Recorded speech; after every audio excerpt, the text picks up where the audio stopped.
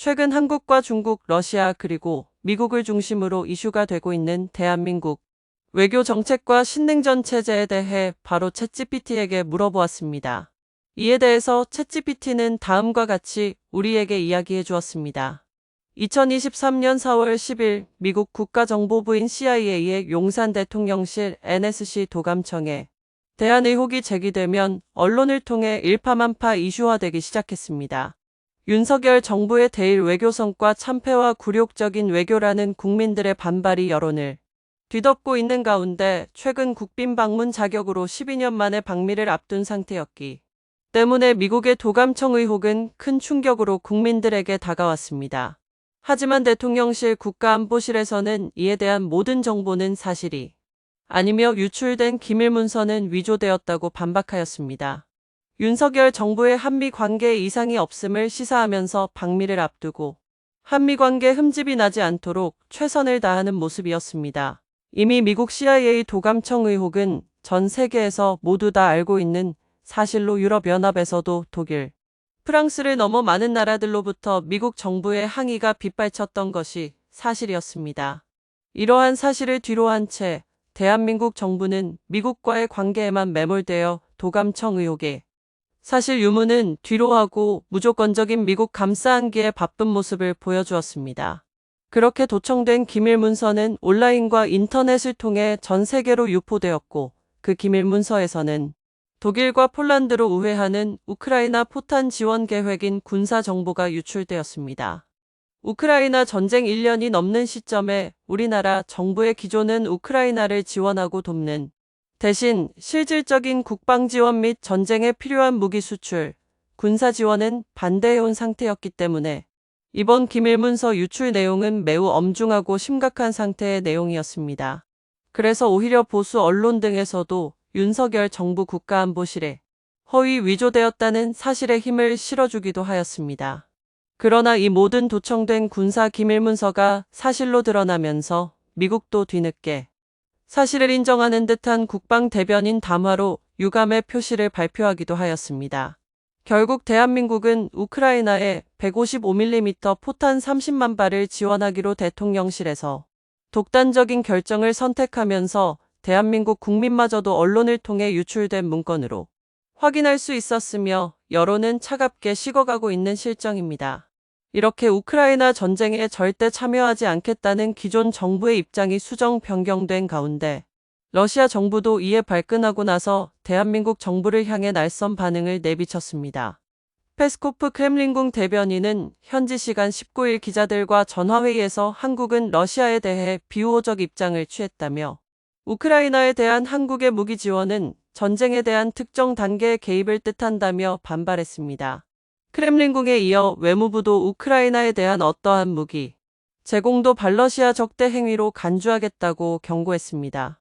외무부는 한국이 우크라이나에 무기를 제공할 경우 한반도 주변 상황에 대한 러시아의 입장에도 영향을 미칠 수 있으며 양국 관계에도 부정적으로 영향을 줄 것이라고도 말하기도 하였습니다.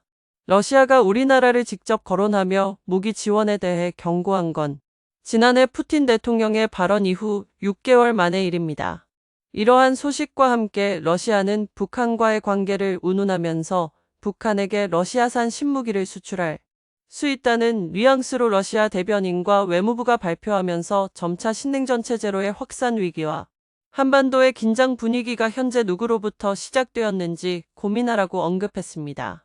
또한 지난 18일 용산 직무실에서 윤석열 대통령이 로이터 통신과 한 인터뷰에서 한중 관계에 대한 질문에 이어 양안 관계에 대한 발언으로 중국과의 관계가 악화일로하고 있는 상황입니다. 이번 인터뷰에서는 한중 관계가 한중 수교 이전으로 회귀될 가능성이 없지 않음을 보여주었습니다. 그는 대만과 중국의 양안 관계를 언급하면서 대만에 대한 중국의 압력을 현상 변경 시도로 평가하면서 한중 관계의 악화 가능성을 내포하고 있었습니다. 중국의 압력 행사로 인한 긴장관계 발생과 관련해 그는 결국 이런 긴장은 힘으로 현상을 바꾸려는 시도 때문에 발생하며 우리는 그런 변화에 대해 국제사회와 함께 절대적으로 반대한다고 구체적으로 발언하였습니다. 윤석열 대통령의 대만 관련 발언을 둘러싸고 한중 간 신경전이 고조되고 있는 가운데 중국 정부의 외교사령탑인 신강 외교부장이 대만 문제에 대해 불장난을 하는 사람은 불타 죽을 것이라고 말했습니다. 사실상 윤 대통령의 발언을 겨냥한 것으로 한중 관계 악화가 우려되는 상황입니다. 이 성명에 따르면 대만에 대한 중국의 압력은 중국의 내정에 해당하므로 한국이 간섭할 수 없게 된다고 하였습니다. 그런데 윤 대통령은 이를 중국 내정이 아닌 현상 변경 시도로 평가하면서 절대 반대 입장을 천명했습니다. 그가 뒤이어 대만 문제는 단순히 중국과 대만 사이의 문제가 아니라 북한 문제처럼 글로벌 문제다라고 발언한 대목은 대만 문제가 중국 내정 문제가 아니라는 입장을 보다 확실히 하는 일종의 확인 사살과 같았습니다. 19일자 언론 인터뷰에 등장한 외교부 당국자는 정부는 하나의 중국을 존중한다는 입장을 유지하고 있다라고 강조했습니다. 하지만 윤 대통령의 발언이 하나의 중국에 대해 도전적 성격을 갖고 있다는 사실은 쉽게 부정하기 힘든 상황입니다. 중국 외교부 왕원빈 대변인은 20일 정례 브리핑 답변에서 대만 문제를 해결하는 것은 중국인 스스로의 일이다라며 타인의 말참견을 허용하지 않는다고 발언했습니다. 이렇게 강경한 반응을 보인 것은 윤 대통령의 발언이 중국 정부에게 심상치 않게 들렸기 때문입니다. 중국 외교부가 윤 대통령을 상대로 말참견하지 말라는 메시지를 던진 일로 인해 한국 외교부는 20일 싱하이밍 중국 대사를 초치해 강력한 항의의 뜻을 전했습니다. 하나의 중국 원칙에 대해 도전적 입장을 피력한 한국 대통령의 발언이 양국 외교부의 갈등으로 비화된 것입니다. 이 원칙의 위상이 한국 내에서 흔들리고 있음을 보여주는 장면들입니다. 이에 대한 대한민국 정부의 외교적 발언에 미국 정부는 러시아가 우크라이나 무기 지원 가능성을 언급한 윤석열 대통령의 발언에 반발하며 한국의 보복을 시사하며 위협한 것과 관련해 한국은 미국이 방어를 약속한 동맹이라는 점을 강조했습니다.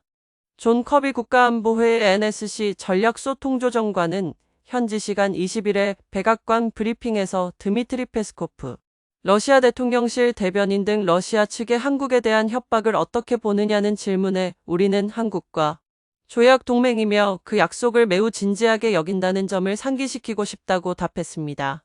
커비 조정관은 윤 대통령의 무기 지원 발언에 대해 우리는 한국이 이미 우크라이나에 1억 달러 상당의 인도적 지원을 제공한 점에 감사하다고 밝혔습니다.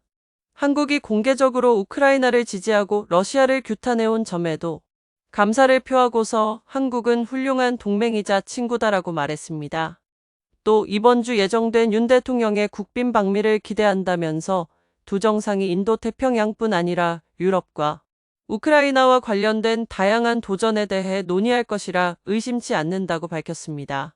윤 대통령은 조 바이든 미국 대통령 초청으로 오는 24일부터 30일까지 5박 7일 일정으로 미국으로 국빈 방문길에 올랐습니다. 대통령 국빈 방미는 2011년 이명박 당시 대통령 이후 12년 만입니다.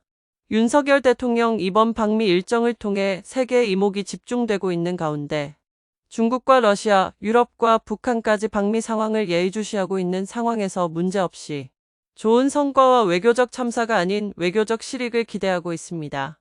현재 복잡한 세계 시장에서 세계 외교는 다자간 협상과 관계로 이어져 나아가고 있습니다.